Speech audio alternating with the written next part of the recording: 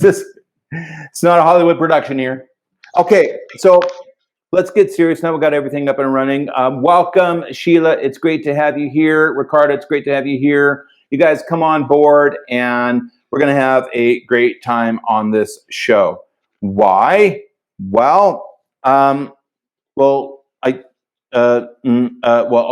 Robert from the Vocalist Studio, and I'm a voice coach, as you guys may know. Online courses, book, methodology that helps singers learn how to train, how to work out, to build the motor skills and the strength and coordination to sing better.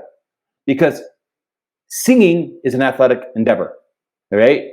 And yes, we're sort of born with certain levels of talent and gift and all this. That's something to consider. But, you know, most of what you want to do and dream to do and aspire to do as a singer, at least physically, has a lot to do with motor skills and training and working hard. So that's what me and my distinguished guest do.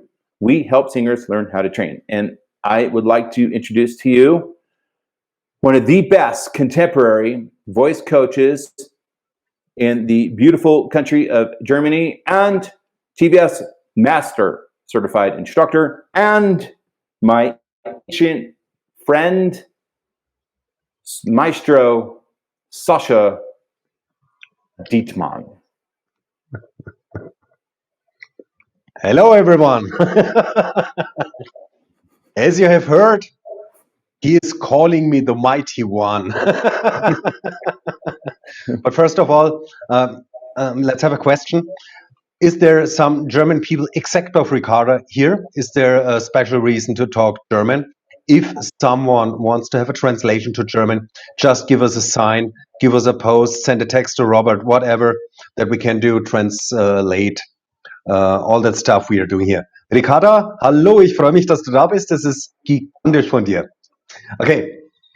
Yep, as Robert has said, I'm a voice coach. I'm also a psychotherapist. And yes, they call me a master certified instructor with the TVS methodology here in Germany.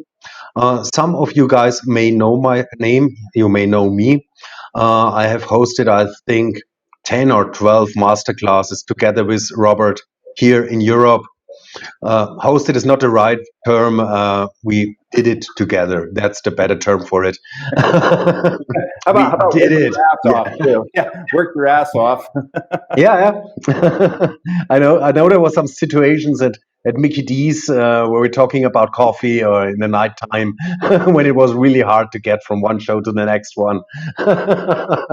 These were the days we were young. Thanks a lot. Just FYI, warning for you guys.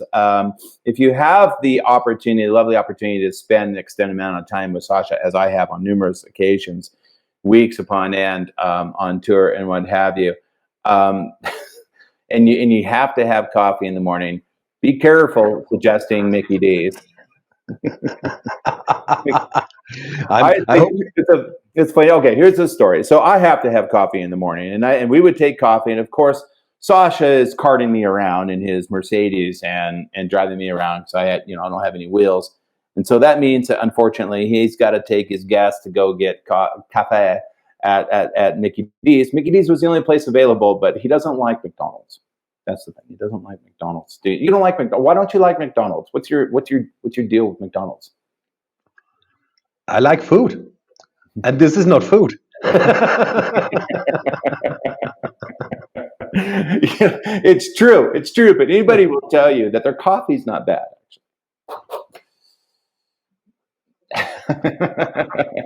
It's great when it's your only option. There are some things that the American guys have to learn, and this is one of it. Mickey D's don't offer coffee in Germany. Maybe it's like that in the United States. Maybe the coffee there is really great, but I cannot.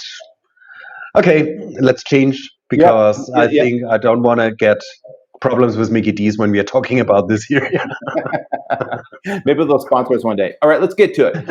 As I say, Sascha Dittmann is a talented voice coach and a psychotherapist, and I know him well, and I am really quite honored lack of a better term, probably beyond honored, that Sascha has spent literally the last year producing the world's first TVS training technique methodology course plus, and I say plus because it has his ideas in there too. So it's a TVS, that's our ideas as an organization, a methodology, and everything that he knows about training and singing for a lifetime in the language of German.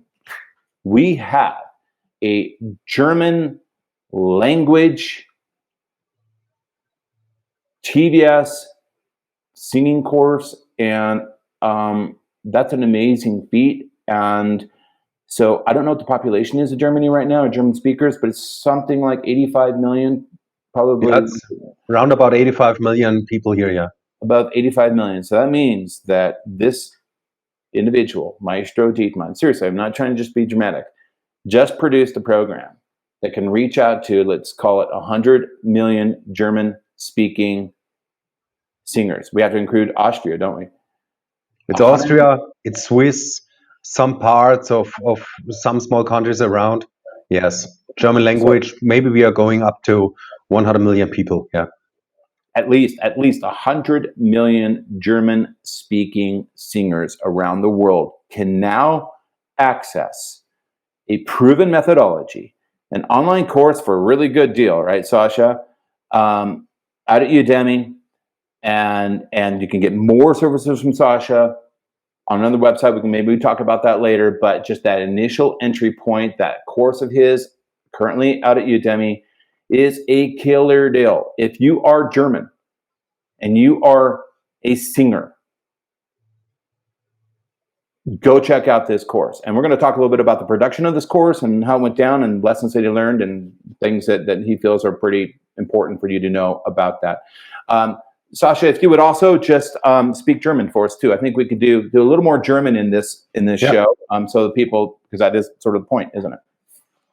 Okay, die Story ist die, dass Robert vor vielen Jahren schon einen großen Udemy-Kurs aufgesetzt hat, der mittlerweile fast 50.000 Mal weltweit verkauft worden ist. Man darf nicht vergessen, es sind über 100.000 Gesangsschüler vom Robert mittlerweile unterrichtet worden in über 170 Ländern der Welt. Robert hat mich gebeten, diesen Kurs eben auch auf Deutsch zu machen. Auf Deutsch nicht nur im Sinne der TVS-Methode, sondern auch meine persönlichen Einflüsse hier mit reinzubringen, was ich auch wirklich gerne gemacht habe. Seien es die gesanglichen Einflüsse, die ich über die letzten 10, 15 Jahre in verschiedensten Gesangslehren gesammelt habe, seien es aber auch tatsächlich diese psychologisch-pädagogischen Aspekte, die ich durch meine andere hauptberufliche Tätigkeit hier eben noch mit einbringen kann. Das sind Sachen, die ziehen sich wirklich quer durch den ganzen Kurs. In vielen, vielen Details wird hier teilweise auf Nuancen eingegangen, die es wirklich wert machen, diesen Kurs, die Erklärungen in dem Kurs, wirklich gut anzuhören, gut Revue passieren zu lassen, gerne nochmal ein bisschen zurückzuspulen und sich das Ganze nochmal anzuhören, um dann eben, nachdem er die Erklärungen verstanden hat, im weiteren Gang auch die Übungen, die ich zusammen mit euch mache, mitzumachen, um dann im weiteren Gang die verschiedenen Übungen und Techniken, die wir hier verwenden, zusammenzubringen, um dann wiederum im Weiteren, wenn ihr verstanden habt, wie Onsets oder wie Massen oder wie der Stimmapparat funktioniert, dieses Ganze dann auch selbst trainieren zu können. Weil ich bin nicht der Freund davon zu sagen, es gibt nur eine Gesangslehre. Das ist in meinen Augen nicht das Richtige, denn Gesang ist immer das Gleiche, egal welche Lehre es ist. Aber ich bin ein sehr, sehr, sehr großer Freund davon, Menschen Wissen zu vermitteln, Werkzeuge zu geben, um mit der Kenntnis dieser Werkzeuge für sich selbst das Haus zu bauen, das sie haben wollen. Und das ist mein persönliches Ziel gewesen, als ich den Kurs erstellt habe.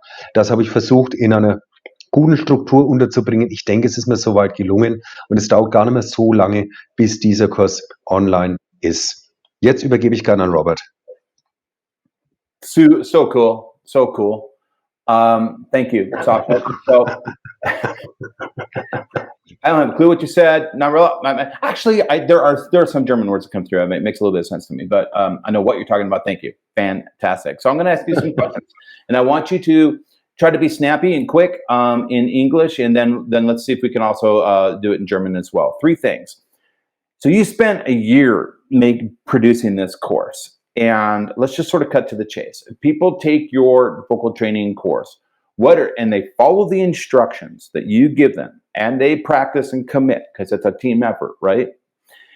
What are the three things? What are the three things that, if they're the perfect student and they have a big heart and they get after it, that they will learn or take away from your course in terms of bettering their singing? What would you say? Three things that you are certain they will learn or be able to do after taking your course? The three things that they will learn or were able to do are, at very first point, knowledge and understanding is line number one. That's very important to me. I pointed it out in German before. It's important to me that my student or that any singer knows how it works, how my configuration works, how my sound works, how singing works in all senses, in acoustic senses, in physical senses. I provide knowledge. They know what they are doing. They know their tools. I'm teaching them how to use a tool. I'm not teaching how to burn a hole, but I'm teaching how to use a tool to build a house. This is what's important for me at very first. Next important point is my structure inside the course has a lot of small details in every single lesson. These details are sometimes not exactly for that lesson, but they're important to know inside that context for the lesson. And the next point is, this detail can help with the next problem, even if it's not inside that lesson. So there's a big reason to listen fine and clearly to everything inside. The third point is, they have fun. They just have fun. Sometimes they will see maybe a stupid action from me. Why not? I'm human. Yeah, yeah, that's great. That's a good answer. So I'm summarizing what you said, and I agree. One of the things that's cool about the methodology is that for everybody is it removes mystery of singing, the mystery of how do I sing a high note? How do I get through my vocal break from here, to the head voice without choking and pushing? How do I sound better? How do I increase my endurance? And your program will answer those questions. Having clarity, having a clear understanding, even if you're not doing it yet and your execution still needs work, just simply having a clarity on knowing where I'm going, what I really need to do, is motivating. Because then at that point, it's just dedication and sweat equity, right? The other thing I heard you say is because of the details, probably a lot of that in the onsets, which is how you start a note. It's one of the technique elements in the program. You will be able to troubleshoot your problems. We train onsets in the methodology, which is how you start a note. This is an onset. Okay, it's just how I started, all right? And that was a good onset. This is a bad onset. Okay, that's a bad onset. I exaggerated, but the point is if the onset's good, then the training or singing that follows will be good. And we have 8 ways of starting that Sascha will be teaching you in German. The onsets help us get after the muscles inside the mechanism so that we can build that motor skills and the coordination that we talked about earlier. But also, when you get really good at it, when you understand the onsets, you can use them to troubleshoot problems with your voice. Thank you, Sascha. Very good and fun. You know what? Voice coaching, voice training, and it has to be fun. It needs to be fun. It can't be a drag. I mean, it is music and art at the end of the day, and it really can be fun. Unlike something like accounting, which I'm not sure that actually can ever be fun, but that's just me. I got a D in accounting, but singing and voice training should be fun. So that's great. Thank you. I think it's really important that there's a lot of fun inside, because if you really want to be a great singer, or if you want to really make some progress, you have to work for it. You really have to do training. This is like you go to the fitness center every week 2 times per week and you're pumping muscles 4 hours. It's exactly the same what we are doing in singing. And we should have fun with it. Yeah. Because it's such a great feeling. That's an experience I made these days. These days, as I produced the videos, I made new experience with all these old techniques I know from TVS. I make new experience, get excited feelings about my placement, where the edgy tone sounds like, where the difference between a neutral A and an edgy A feels like.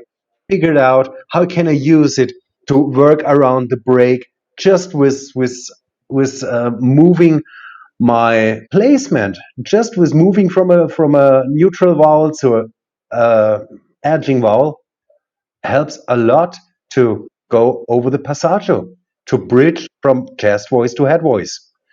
And a small detail I have to say, Robert, you said hitting high notes. We are not hitting high notes. Sorry, dude. You taught me that. Yeah. We are singing a higher frequency.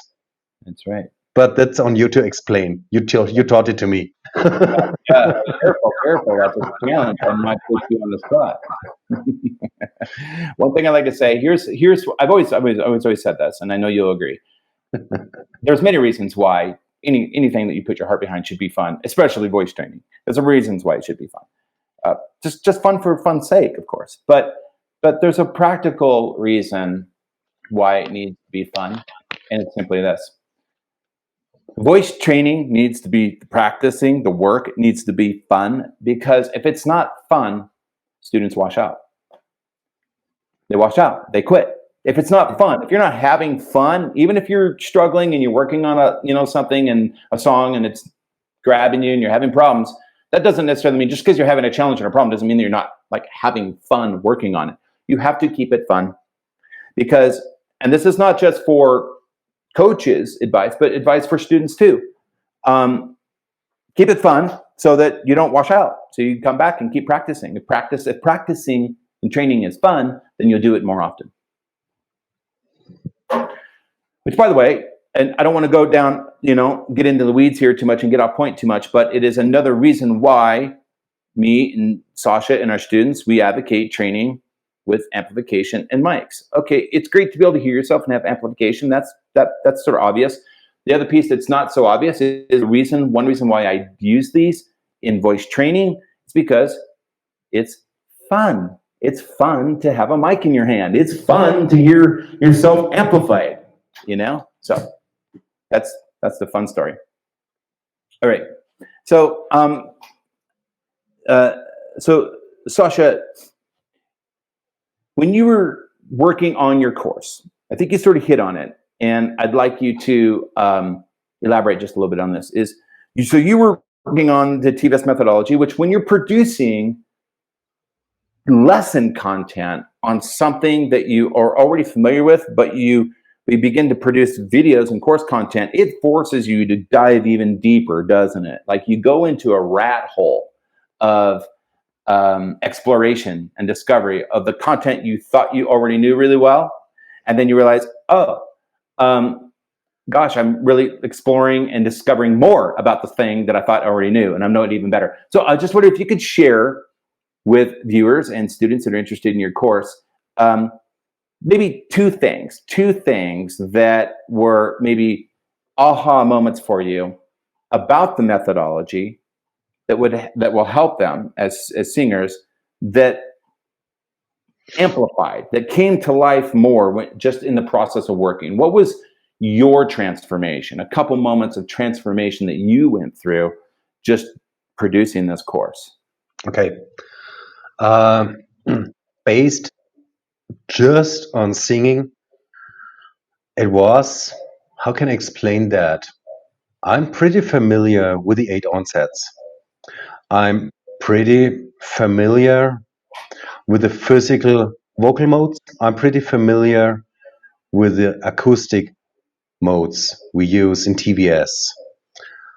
I'm pretty familiar with workflows. I'm pretty familiar with these integrated training routines, and I use them for me. I do it for years right now, because if I find a special problem inside a song, I like to fix that problem, and I use all these stuff as tools to get a good feeling for that song, to get a good placement, to get a good. But while I was producing that song, I figured out for myself a new kind of can say it's a kind of feeling to connect, a feeling to connect in sense of what does my acoustic mode do when I change just the acoustic mode while singing the same vocal, which is only the same written vocal, but it's a different vocal in sense of placement. This is what I was talking about a few minutes ago, with this experience to have an A in a neutral mode, change it to an A in an edgy mode.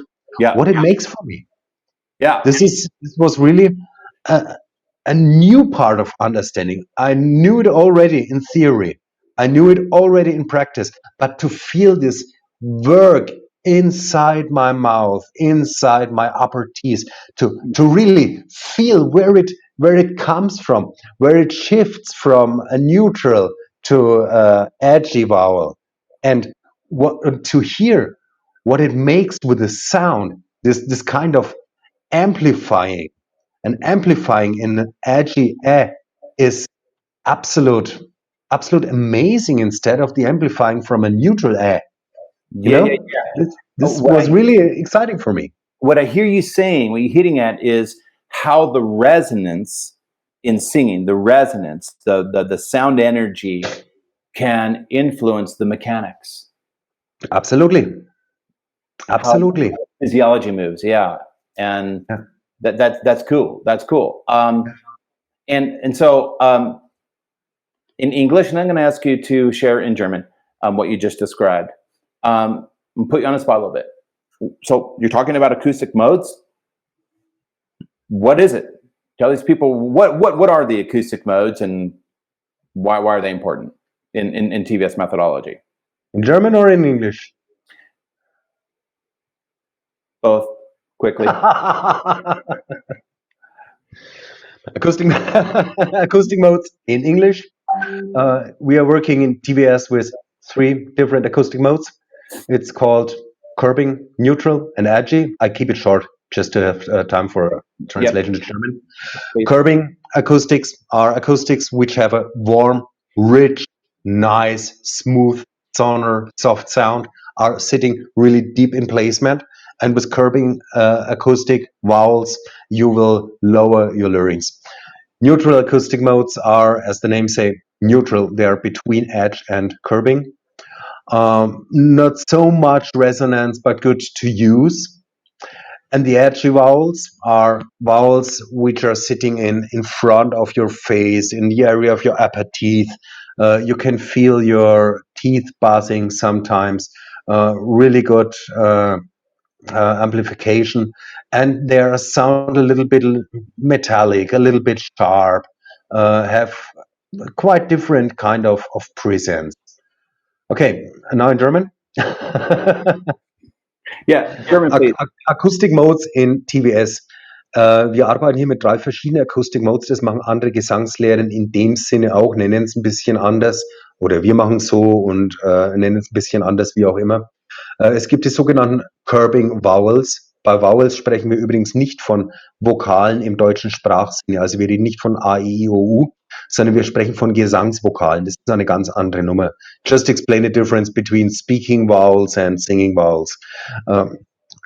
Okay, diese Gesangsvokale unterteilt man bei uns in Curbing Vowels, die ein sehr, sehr tiefes Placement haben, die warm resonieren, die dafür sorgen, dass sich der Kehlkopf senkt. Die sind schön für Blues, für Balladen, für alles, was soft und sonor sein soll. Dann gibt es die neutralen Gesangsvokale, Vowels, die eben neutral platziert sind zwischen den Curbing und den Edgy Vowels. sind sehr gut handhabbar als Ausgangsbasis, um andere Tonarten zu erzeugen, beziehungsweise um von A nach B zu kommen. Es gibt dann auch noch die Edgy-Vowels, die, wie wir im Deutschen sagen, vorne in der Maske sitzen. Die resonieren in der Nähe der Zähne, am harten Gaumenperlett resonieren die, haben einen eher metallischen, eher scharfen Klang und sind wiederum ganz andere Dinge. Wir unterteilen es in 3 Familien, weil diese 3 Familien für sich auch innerhalb der Familie gleichartige Eigenschaften haben. Wir wissen also, wir können von dem einen in der Familie leicht zum anderen in der Familie wechseln, aber zu wechseln von einem Curving zu einem Edgy Vowel ist eine andere Sache, die ist nicht unbedingt schwieriger, aber es bewegt den kompletten Kehlapparat in seiner Konfiguration. Und das sind Sachen, die wir uns mit dem Wissen zunutze machen können, um Dinge leichter oder präsenter oder angepasster singen zu können. Dann Bingo. Great. Danke. All right. So what's an onset? What's an onset in regards to the training in your course? You're teaching onsets. We talked a little bit about it already. Apparently it's important. Can you elaborate a little bit on what an onset is and why it's important in German? in German. Ein Onset. Onset ist das englische Wort für Beginn oder für Anfang. Man muss verstehen, dass der Gesang nicht da losgeht, wo man den Ton hört. Da passiert der Gesang schon längst. Der Gesang beginnt weit vorher. Das Universum ist auch nicht schon immer da, es hat einen Urknall gehabt. Ne? Gesang beginnt tatsächlich bei der Intuition, singen zu wollen. Der Onset selber besteht aus mehreren Komponenten, je nachdem welcher Onset es ist. Wir haben ja 8 verschiedene Onsets. Je nachdem welcher Onset ist, besteht er aus verschiedenen Komponenten. Diese Komponenten können zum Beispiel sein eine richtige Körperhaltung, die können sein die richtige Embouchure, Mundform, wo die Zunge ist, wo die Zähne zu sehen sind, ist sehr, sehr wichtig bei verschiedenen Onsets. Die können auch dazugehören sein, welchen genauen Ton will ich singen, das alleine schon. Der Onset hilft uns schlichtweg, am Beginn des Gesangs Dinge von vornherein richtig zu machen. Und ich halte das für unheimlich wichtig, denn wenn ich einen Ton singe, ohne dass ich vorher viele Dinge richtig gemacht habe, ist es irgendein wackeliger Ton, der niemals wirklich schön oder präsent oder ausbaufähig sein wird. Wenn ich allerdings mit einem guten Onset, also mit einem guten Anfang oder mit einem guten Beginn arbeite, dann kann das, was nach dem Onset an Gesang passiert, nur noch genauso gut oder besser werden. Es geht nicht anders. Ein guter Onset beinhaltet schlichtweg wirklich eine Anfangskonfiguration, die dafür sorgt, dass alles, was für die folgenden Töne notwendig ist, stimmt. Wir kennen als Gesangsschüler oft das Problem. Der Gesangslehrer sagt, achte auf deine Mundform, dann achtet man auf die Mundform. Dann sagt er, achte auf deine Stütze, dann achte ich auf die Stütze, vergesse dabei aber die Mundform. Dann sagt er, achte auf deinen Ton, dann achte ich auf den Ton, ich vergesse aber die Stütze. Mit der Mundform gebe ich mir gerade Mühe, das wird alles ganz, ganz kompliziert. Der Robert hat es mal als Chicken Chasing bezeichnet, als Hühnerjagen. Ne? Du wirst niemals fertig mit der ganzen Geschichte. Das ist der Grund, warum wir hier mit Onsets arbeiten, um wirklich von vornherein einmal tschack, und das können wir dann auf die Reise bringen. Cool. Did you hear the word chicken chasing? I was just gonna call you out on that. Did I hear something about chickens? Where Chicken chasing, yeah. chicken chasing, if you're choking like a duck, if you're squeezing too hard, you might try the wind and release onset to release the glottal compression, the deduction, and get a benefit. Right? That's sort of what you were talking about? No, I was just talking about that onsets are necessary to have everything at one time fixed, to have no problems with a further note. And in our early lessons, in our early master classes, I think 7, 8, 9 years ago, we were talking about onsets in the sense of chicken chasing. Oh, yeah. Think about your embouchure. I'm thinking about my embouchure. Think about your breath support, and yeah. I forgot my embouchure. Yeah. Think about your note. Oh, I forgot my breath support. And this was the reason we invented all these onsets, you know? Yeah, so that's the history. This chicken chasing stuff. Chasing the chickens. Chasing the chickens in English typically means it's a funny metaphor for multitasking. Yeah, like you're running around trying to catch a chicken. But what we do with the onsets is we have this thing that we call the onset package, where the onset, the thing that we do at the beginning, for example, here's another onset for you guys. Here. Dust is an onset. I hope that's right. Okay, that's an onset, and it's a good one. But inside that onset are a list of things, a list of technique ideas that I trained in my program, and that Sascha wants you to train in his program. There's the list is probably quite big, but if we talk about maybe the first 5 or 6 things inside my onset package, we have frequency, match the pitch. 2, get the acoustic mode, the vowel correct. 3, we have get a super embouchure, shape your mouth properly. Yeah. We have cry mode. We're thinning the vocal folds. We're crying into that onset. We might have some positioning on the larynx. We might anchor or dampen our larynx on an onset. And the list goes on and on. So that collection of technical details that sit and make up an onset is called an onset package. So I hope I didn't steal your thunder there, but thought I'd give the English listener something to chew on as well. This is exactly what I said in German. Okay, great. See if we have any. Looks like that's true. Looks like we got a nice engagement here. Let's just take a moment to welcome people. I see. It's interesting that it says YouTube user. By the way, we're broadcasting on YouTube right now on my channel, so getting a lot here. Here's a question. Let's just stop and take a quick question here. Why am I watching this in English if it's for German class, or is it for English speakers as well? Would you like to take that in German, please? I can. I will tell them because you're not able to speak German. That's a fair answer. Ja. Nee, es ist tatsächlich so, Robert kann nahezu kein Deutsch. Ein bisschen Deutsch kann er, bruchstückhaft. Aber wir müssen in irgendeiner Art oder Weise so kommunizieren, dass es viele verstehen, dass auch das Frage-Antwort-Spiel ein bisschen funktioniert. Wir versuchen schon das Allermeiste hier auf Deutsch in zweiter Instanz wiederzugeben. Er sagt was auf Englisch, ich beantworte es erst auf Englisch, dann auf Deutsch. Dementsprechend, es werden nicht wirklich Informationen verloren gehen. Wenn ihr gezielte Fragen auf Deutsch habt, dann stellt ihr auch gezielt auf Deutsch. Ihr bekommt sie natürlich auch auf Deutsch beantwortet. Okay? Thank you. Okay. How many Germans actually speak English? I mean, it seems that most Germans do speak English and understand English. Isn't that true? I mean, yep. This is what it feels like for me. I think 80% from all German people are able to understand English. Maybe 60-70% are able to speak English.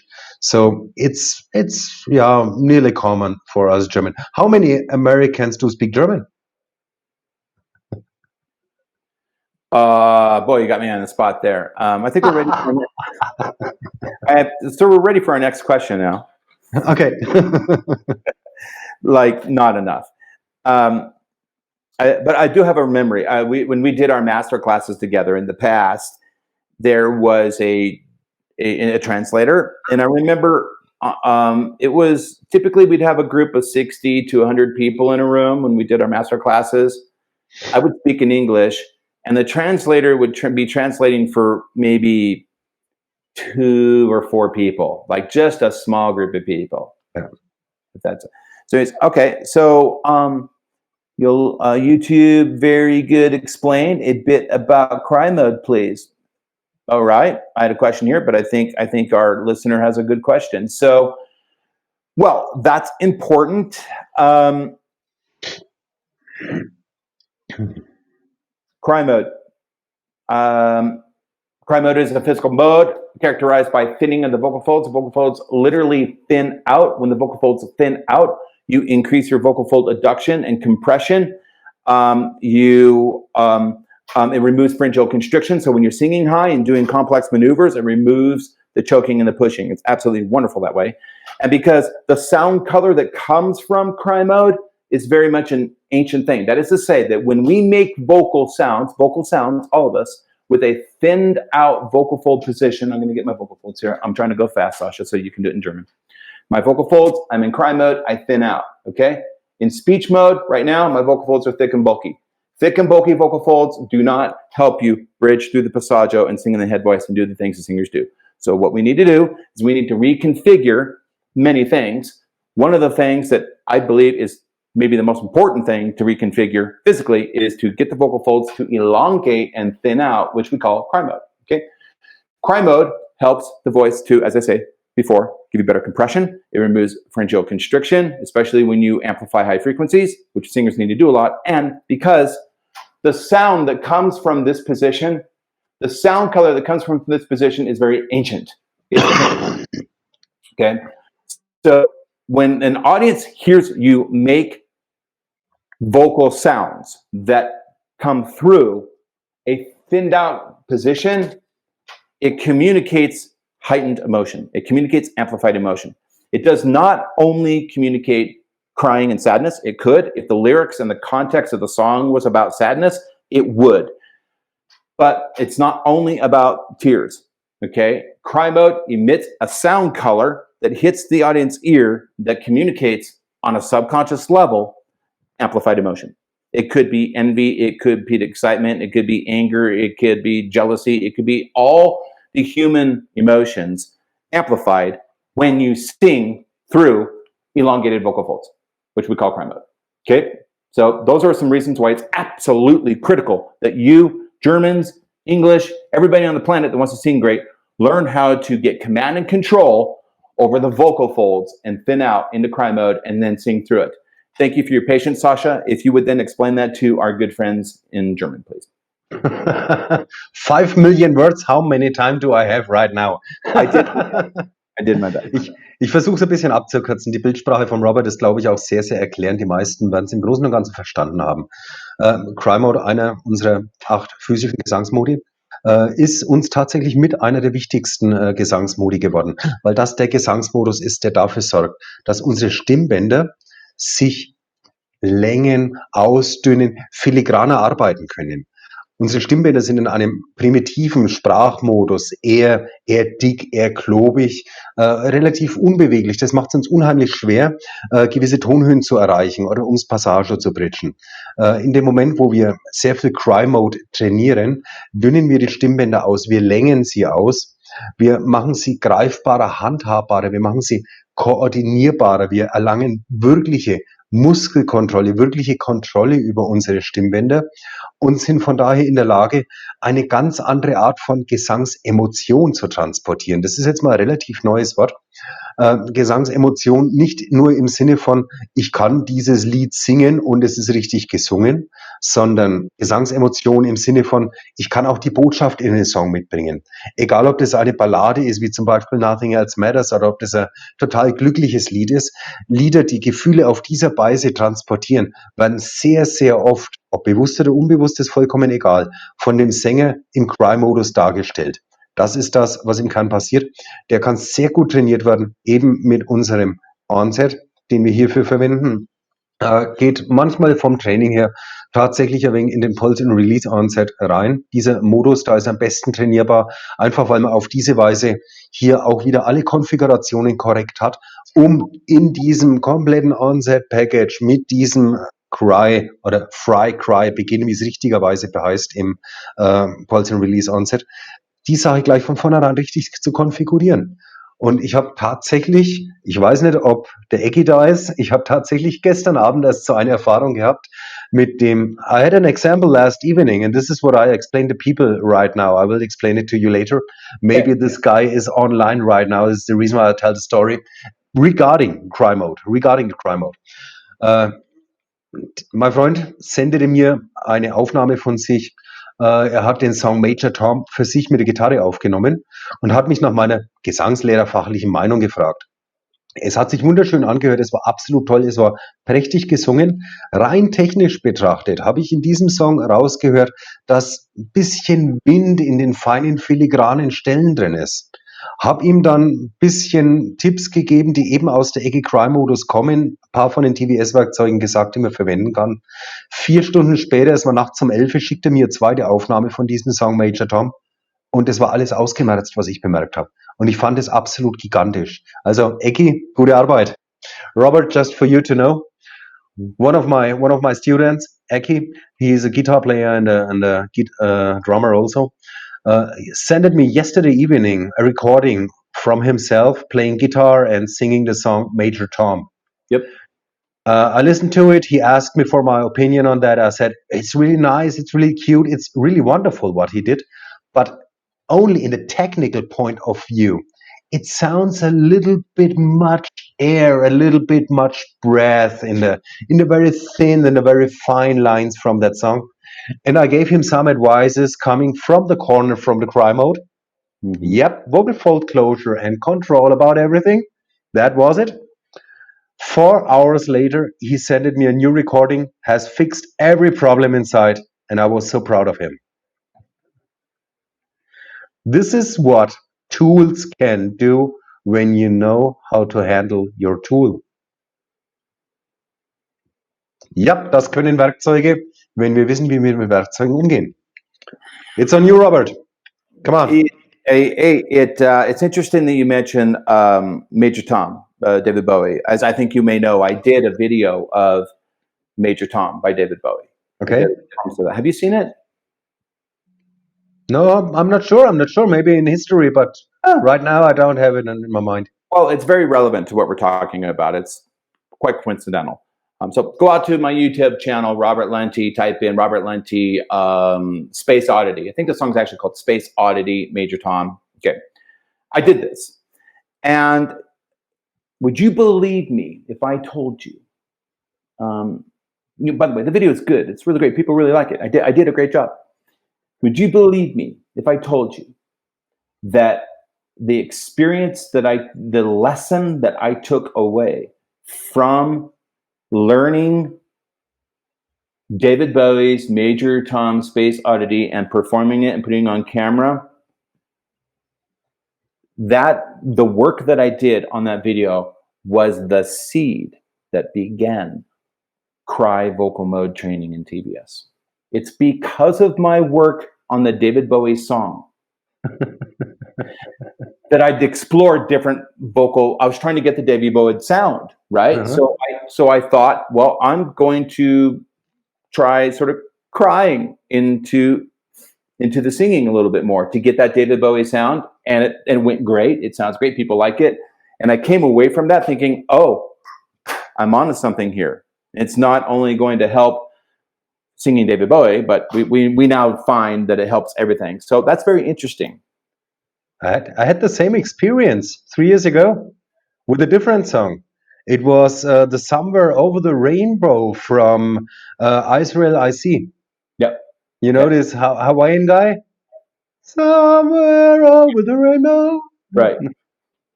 Same experience. Yeah, and I want to do something here that I do with my English speaking students real quick. I'd like you to do it in German because it's so important. Okay. I lean forward and I look my students right in the camera, and I say this on the first lesson. I say, and I'm not just trying to be dramatic. I absolutely mean what I'm about ready to say. Cry vocal mode is not a choice. It's not something like vibrato or distortion where you sort of make a decision or a choice where you want to use it or not. Not really, not in my opinion. Cry mode is a necessity. You have to put the vocal folds in this thinned out position to sing. Cry mode is not something you add to your singing. Cry mode is singing. It is the configuration for singing. You don't have a choice. You singers out there in any language, you must train to get command and control over the cry reflex. You don't have a choice. If you want to sing great, there's a lot to learn, a lot of things that are going to help you. But the first thing that in my opinion, I'm not speaking for Sascha, but first thing in my opinion that I need you guys to do is to configure the vocal folds in the cry mode. It's that important. It's so important. That's why I'm going through this drama right now. Sascha, If you agree with me, you don't have to agree with me, but if you agree with I me, absolutely agree with you, and I like to translate it for the German people because you're so right. I really want to smack him. I really want to smack him in the nose with this. Let him hear it. Ja, aber ich bin wirklich absolut einig mit Robert. Wir haben 8 Onsets, ja. 8 Onsets haben 8 verschiedene Funktionen. Man kann sie für mehr als 8 verschiedene Dinge verwenden. Aber tatsächlich der wichtigste, der elementarste, der im Gesang am absolut brauchbarsten Onset ist definitiv der Cry Mode. Also es gibt oftmals Situationen, da können wir wählen. Wollen wir Vibrato drin haben? Wollen wir es sonor klingen lassen oder eher metallisch klingen lassen? Wir haben oft die Wahl. Beim Cry Mode haben wir keine Wahl, wenn wir ganz ehrlich sind. Natürlich können wir anfangen und irgendwelche ganz, ganz lauten, tollen Sachen zu machen. Dann werden wir nie in der Lage sein, eine Ballade zu singen. Natürlich können wir auch irgendwelche Wind-and-Release-haften Sachen eben für Balladen oder für ganz andere Geschichten verwenden. Dann werden wir niemals in der Lage sein, die präsenten Sachen zu singen. Wenn wir in der Lage sein wollen, alles zu singen mit vollkommener Freiheit, was wir uns wünschen, egal ob laut oder leise, egal ob präsent oder zurückhaltend, dann braucht es absolute Stimmbandkontrolle. Wir brauchen eine Kontrolle darüber, wie sehr, auf welche Weise wir unsere Stimmbänder schließen. Es geht nicht nur um die Kraft, die Dinger zusammenzuhalten. Es geht auch um das kontrollierte Loslassen. Es geht nicht nur um das Schwingen, es geht auch um das Schwingen lassen bei der ganzen Sache. Nur das kann die Emotion transportieren. Und da sind wir eben beim ganz wichtigen Punkt von TWS, den hat Robert so nicht gesagt. Wir betreiben bei TWS tatsächlich Muskeltraining. Wir betreiben Koordinationstraining. Wir arbeiten an Muskelerinnerungen im Sinne von automatische Reflexe, die passieren. Und all diese Trainings machen wir, um dann nie mehr dran zu denken müssen, wenn wir auf der Bühne sind, weil es dann automatisch passiert. Cry Mode, absolut wichtig.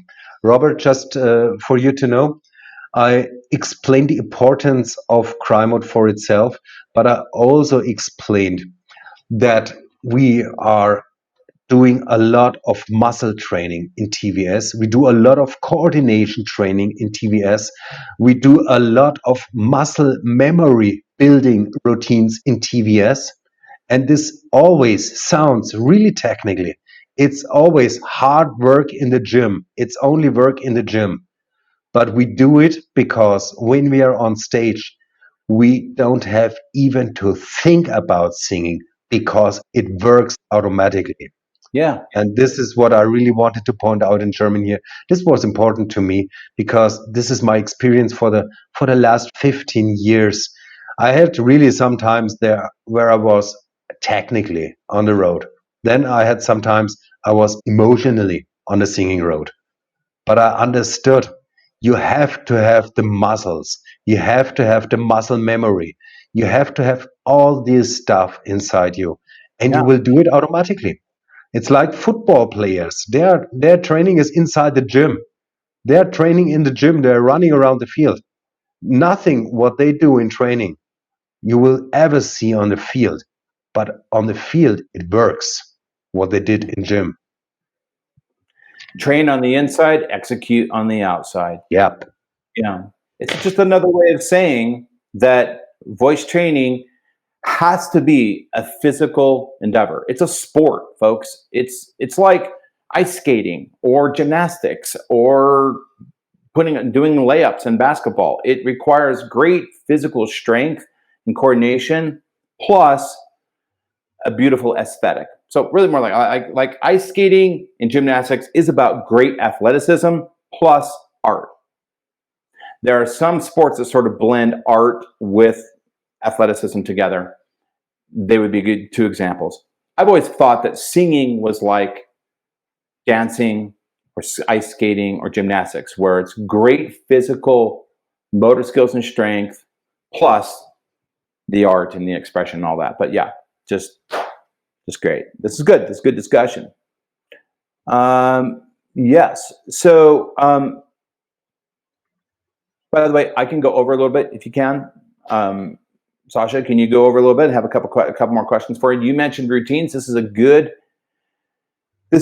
time to ask you this question, ask you to explain in German. So we talk about routines, all right? Motor skills, routines in the program in your new German course. What is a TVS ITR? If you could explain what an ITR is for these guys and sort of our secret sauce and what we do with our ITRs and why that's sort of a benefit for their training, that would be helpful. Integrierte Trainingsroutinen bedeutet schlichtweg, alles, was wir in TVS gelernt haben, für uns selbst auf eine Weise zusammenzustellen, die uns bei unserem aktuellen Problem, das wir für uns selbst entdeckt haben, weil wir jetzt die Kompetenz haben, so zusammenzustellen, dass wir dieses Problem beseitigen können. ITRs bestehen aus vielen verschiedenen Dingen, die bestehen aus dem richtigen Onset, bestehen aus dem richtigen Placement, die bestehen aus dem richtigen akustischen Mode, die bestehen aus dem richtigen physischen Mode, die gehen auch darauf raus, was ich danach draus mache, ob ich Silencing, ob ich auf dem klaren Ton bleibe, ob ich in einer speziellen Routine unterwegs bin und was ich damit in welcher Tonhöhe oder Tonlage erreichen möchte.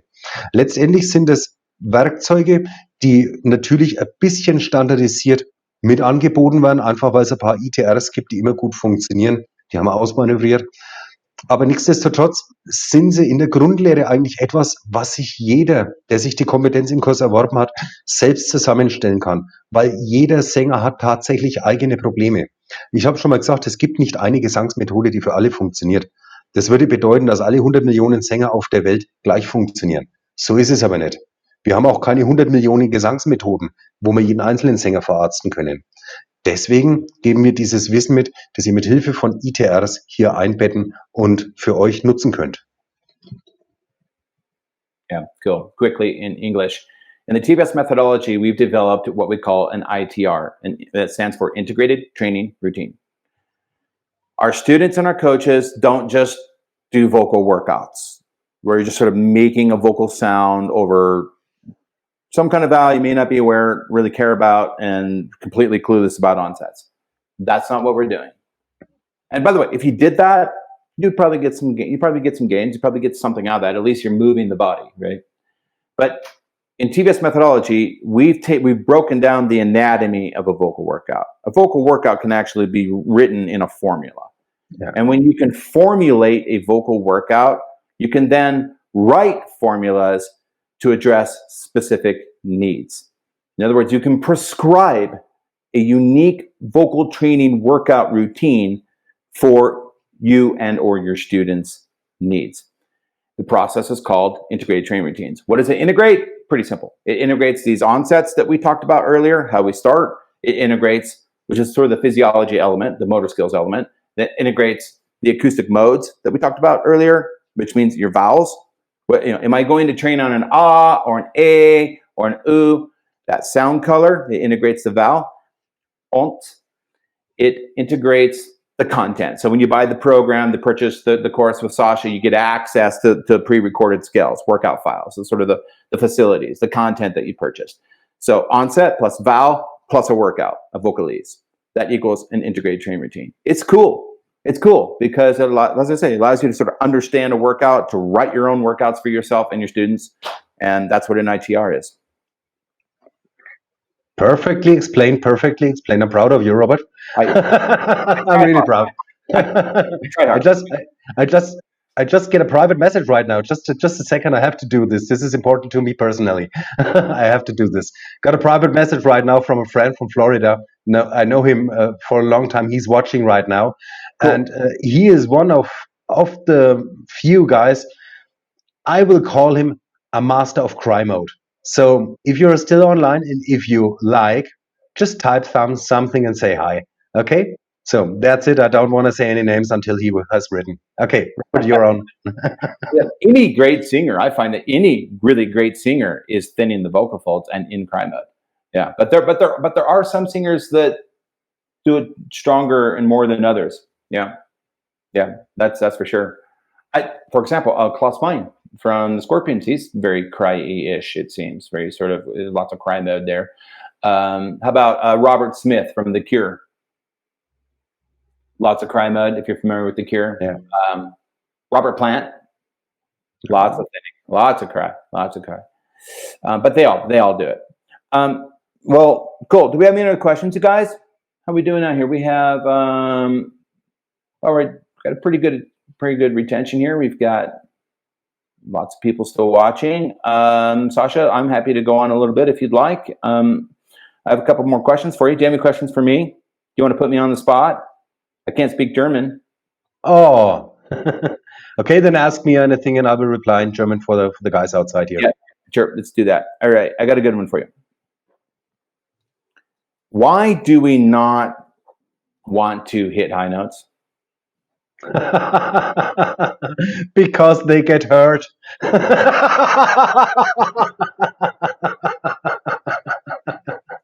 They're sensible, they get hurt. Nee, Ja. Roberts Frage ist absolut berechtigt. Man spricht im Englischen immer davon, to hit a high note. Heißt im Übersetzen so viel wie, ich will einen hohen Ton erreichen.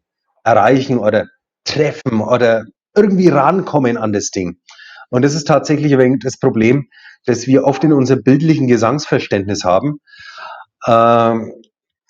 Hohe Töne treffen, hohe Töne erreichen, funktioniert nicht. Und in TBS sprechen wir genau genommen auch nicht von hohen Tönen, sondern wir sprechen nur von hohen Frequenzen. Es ist wie auf dem Klavier, hier unten ist das C, hier oben ist das andere C. Es ist nur eine andere Frequenz. Denn das Instrument, das den Ton macht, unsere Stimmbänder, ist genau das gleiche. Und die Art, wie die Frequenz transportiert wird, die Art, wie die Stimmbänder dazu konfiguriert sind, macht die Frequenzgeschwindigkeit und dadurch erscheint der Ton an sich höher.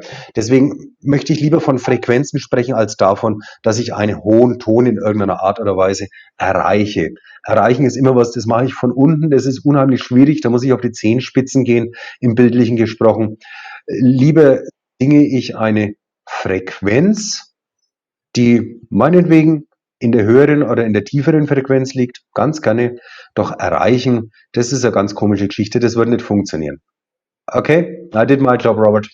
All right, I have two more questions for you. This is one that I know you'd like an opportunity to answer that we need to put in here. We know you are a certified psychotherapist, psychologist in Germany, right? Okay.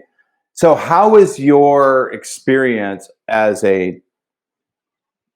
somebody that deals with head cases and I mean that I mean that in a respectful way. I'd like to mean that in a respectful way. But how does your work as a psychologist and working with people, how did that influence or manifest, show itself inside your course? Or did it influence the way you taught, or are there certain lessons inside your course that sort of hit at the head a little bit and that sort of thing? There's not a special lesson inside my course, which is kind of a psychology lesson or anything like that. Okay. But it has a lot of influence inside with psychological components. But these are the small details at the side from the course. You have to view the whole time. Just explain on German.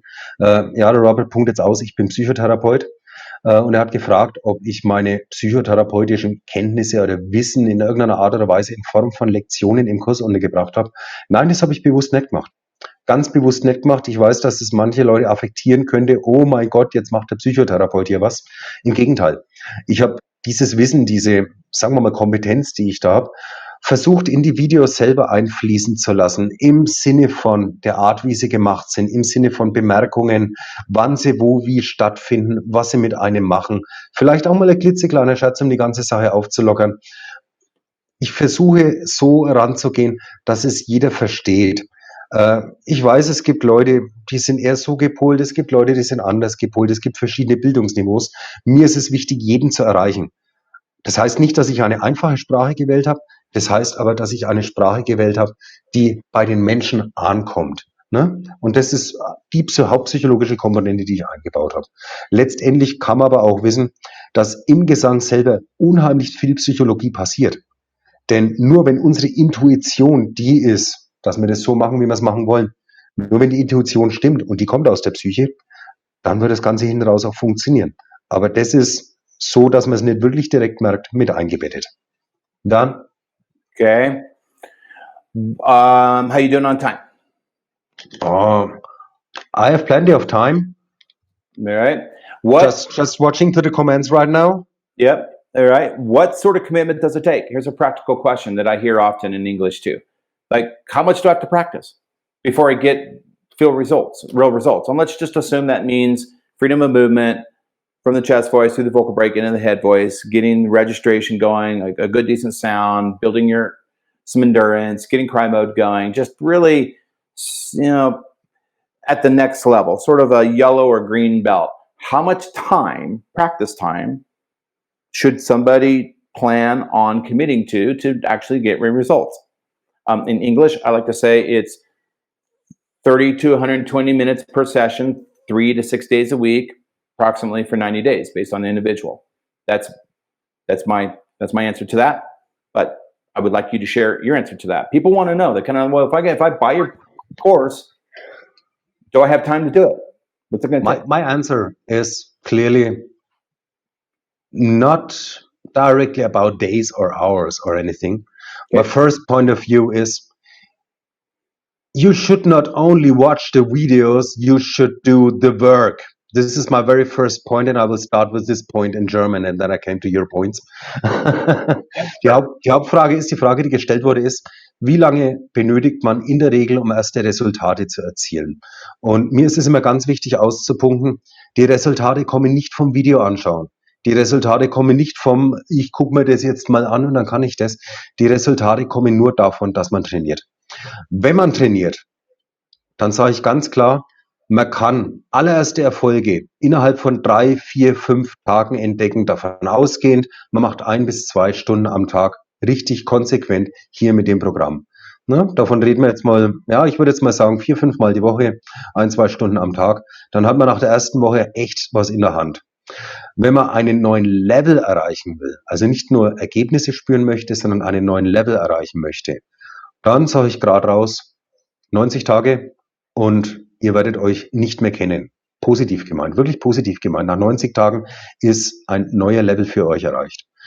Wenn man jetzt ganz fleißig ist und nochmal 1, 2 Monate dranhängt mit gleicher Konsequenz, dann wird sich das Ganze nochmal eine ganze Nummer anfühlen. Und das wird von selbst einmassiert sein.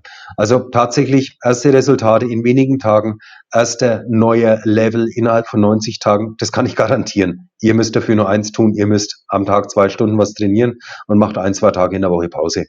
Ernsthaft dranbleiben, genau trainieren, dann wird es auch so funktionieren.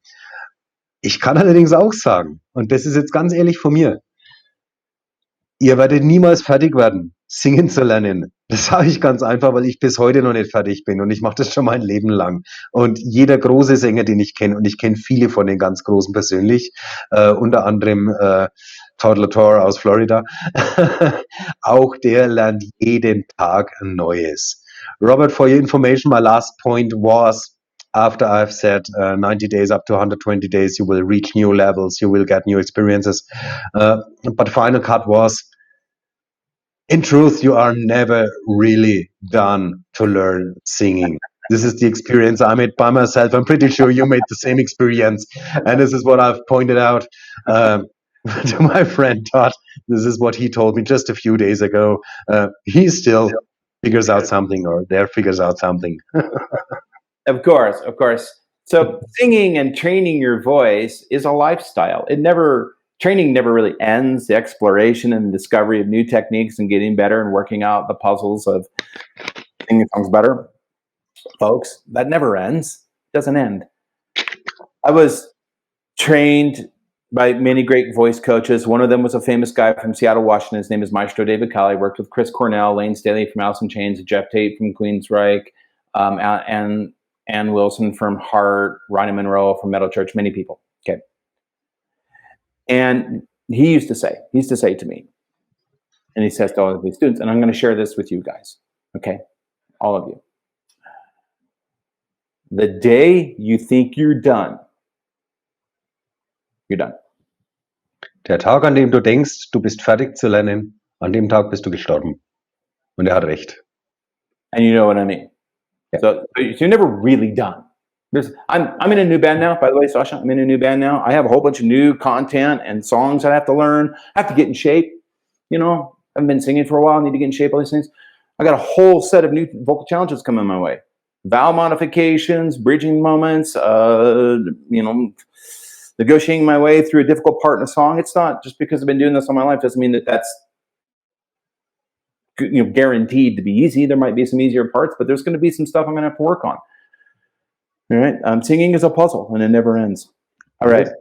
Is there anything else about your course that they need to know that you would like German students to know that I haven't touched on before I ask you the last question?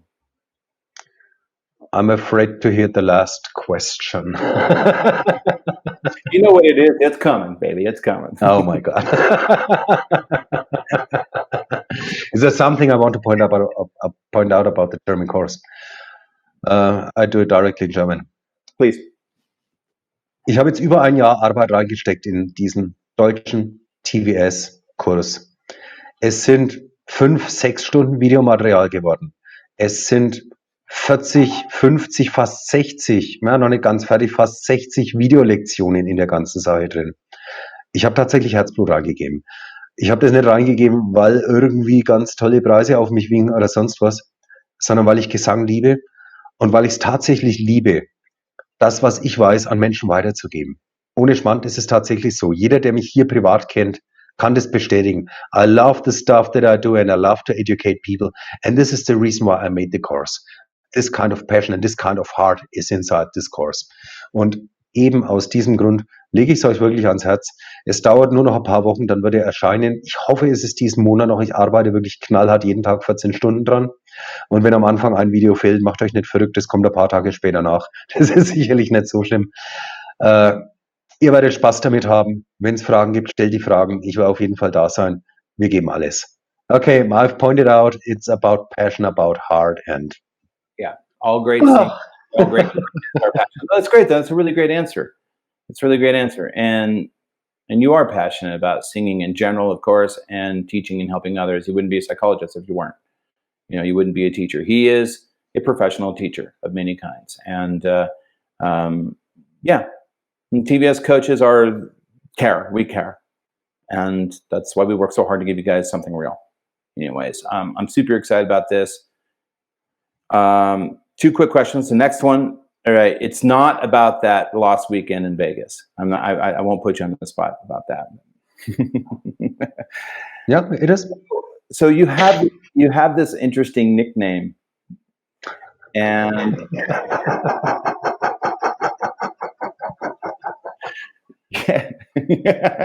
let's get this over with.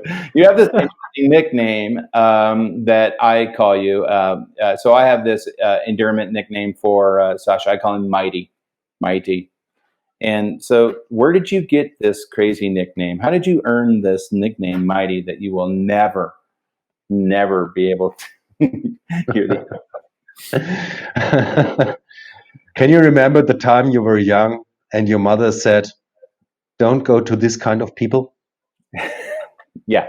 I have not listened to her. Let's translate to German. Ja. Robert sagt gerade, dass ich im Englischen den Spitznamen Mighty habe. Für die, die es nicht wissen, Mighty bedeutet so viel wie der Mächtige oder der Große oder der ganz Tolle. So ein Brachial-Superlativ ist das im Englischen, hier Mighty als Spitznamen zu haben. Und diesen Spitznamen habe ich tatsächlich von Robert erhalten. Ich habe meine Geschichte, er hat seine Geschichte. Ich lasse Robert seine Geschichte zuerst dazu erzählen, weil ich glaube, das kommt aus seinem Mund wesentlich besser.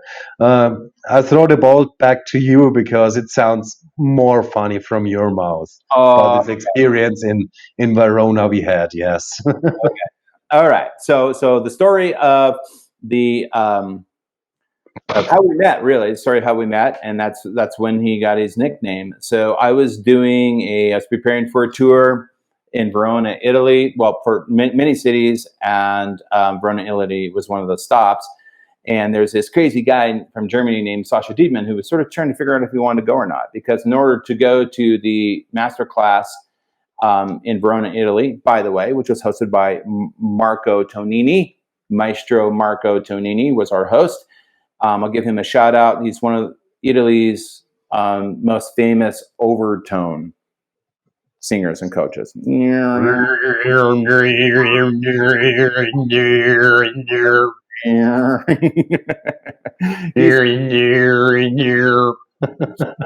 He's better than us, but anyways, Marco Giannini, God bless him. Hope he's doing great. We need to catch up. Anyways, I was going to Verona, and Sascha was going to like drive over the Alps, I believe, and go from Germany to Italy. And so it was a hike. So like, geez, so he calls me, sort of fussing about this. I don't know if I can do this. He gives me a call, and he calls me right when I'm like have 5 minutes to run into my studio in Seattle, Washington, to set up a PA system, get it all wired up, and take on my first student. I was really running short on time. He had a million questions for me. Why should I go? Why should I do this, and that? And I specifically remember I was standing next to my old Jeep, and I had my phone, and I said, look, dude, just be there. Just be there. Just go. Just be there. And it'll be great. You won't, And so anyways, long story short, he came, he was there, and then he volunteered during the master class. And I don't remember what it was. Maybe you do, Sascha, but he tried a technique, probably one of these onsets or one of these physical modes we've been talking about today. Lift up, pull back. Do you remember what it was? Lift up, pull back. Is that right? Wow. Yeah, it was the beginning. Lift up, pull back. It was the beginning. It was only a 74 pages book, not a 500 pages book. Oh, yeah. It was like a little teeny tiny black thing with typos in it. It wasn't this at that time. This is the 5th edition. But we have this technique called lift up, pull back, which is a technique that students will try. It's in our program that helps you to sort of feel freedom of movement between the registers. Anyways, allegedly, I was teaching that. Sascha tried it. He did it. He registered, and he stopped, and he looked at me, and he said, "That was mighty. That was mighty. Das ist mighty. Das ist mighty. That was mighty. That was mighty." He turned to everybody in the audience, and he said, "Das ist mighty." Yes. That's really how it was. That's really how it was. It was my very first really good experience of bridging from the chest voice to the head voice. It was my very first time to sing, not to reach, to sing a G4 seamless from G3 through the passaggio up to my head voice. Seamless in a good, really good quality sound. And I was really stunning. It was, wow, that's mighty. That's so mighty, And I created this goblet claw, Yes, he created the goblet claw. And today, ganz kurz auf Deutsch, für die Deutschen, Deutschsprachigen unter uns. Also die Geschichte ist die, ich habe Robert eigentlich übers Internet kennengelernt. Ich habe seine YouTube-Videos gesehen und mich für ihn interessiert, ein paar Mal geemailt und irgendwann einmal hat er gesagt, ich soll anrufen und ich habe es nicht geschafft und habe 2 Tage später angerufen und habe gesagt, ja Mensch, was können wir machen, dass wir da live ein wenig unterrichten, und der war wohl wirklich echt in Eile, 5 Minuten vorm Auto, gerade auf dem Weg zu irgendeiner Unterrichtsstunde, und ich sitze hier irgendwie, ziemlich müde bei mir am Computer und erzähle dann da irgendwie Geschichten und will 10.000 Dinge wissen, und er war echt in Hektik. Und irgendwann blafft er mich nur an, hör jetzt auf, so rumzufragen und komm nach Verona. Und ich habe noch gefragt, bist du noch ganz backen? Das sind 800 Kilometer quer über die Alpen für mich. Nee, scheißegal, komm nach Verona. Und ich war total perplex. Bin aber tatsächlich 2, 3 Tage später nach Verona gefahren, weil ich eben rausgefunden habe, dass er dort einen Workshop hat mit dem Marco Giannini, der sich mit Obertongesang beschäftigt, und eben am Nachmittag der Robert über diese Lift-Up-Pull-Back-Technik, mit der man nahtlos von der Bruststimme in die Kopfstimme wechseln kann. Und an dem Tag, als wir diesen Workshop hatten, habe ich tatsächlich das erste Mal für mich selbst, das ist sehr lange her, das ist über 15 Jahre her, habe ich das erste Mal für mich selbst wirklich mit sauberem, vollem, tollen Ton von der Bruststimme durchs Passaggio in die Kopfstimme wechseln können und an jeder dieser Stellen von einem amerikanischen G3 auf ein amerikanisches G4, das dürfte bei uns G2, G3 sein, An jeder dieser Stellen war der Ton gleich präsent und gleich cool. Und ich fand es so unglaublich, das in 5 oder 7 Minuten Arbeit nur mit dieser Technik hinzubekommen, dass ich mich hingestellt habe und gesagt habe, boah, das war so mächtig. Seitdem nennt er mich Mighty. But I think meanwhile, the name Mighty has different points to you. Not only about this G4. Well, I think that, you know, just anybody, when we, you know, when we love somebody and somebody's important to us, we give them endearment names. So that's my endearment name for you, buddy, because I do love you, and we've been partners and good friends for many years. And I think that's a benefit to your students and all of our students. You guys aren't just buying a course from somebody that, you know, I met on the street. You're buying a course from somebody I trust and that I know will do and did do a great job on this course for German singers. And there's a strong friendship and partnership behind these courses that gives it quality, I guess. And we both ride bikes. That's the other reason we did his course. even though I've got a Harley and he's got a Yamaha, and yeah, I got a motorbike and he has a Harley. All right. It's maybe that's it. One last thing. Do you have when is your course going to be ready for to go? And what's your website? And how do people get a hold of you? Okay. The course should be ready to go this month. This is my target. Absolutely. My website is www.pro-gesang.de. And that's it. I explain in German.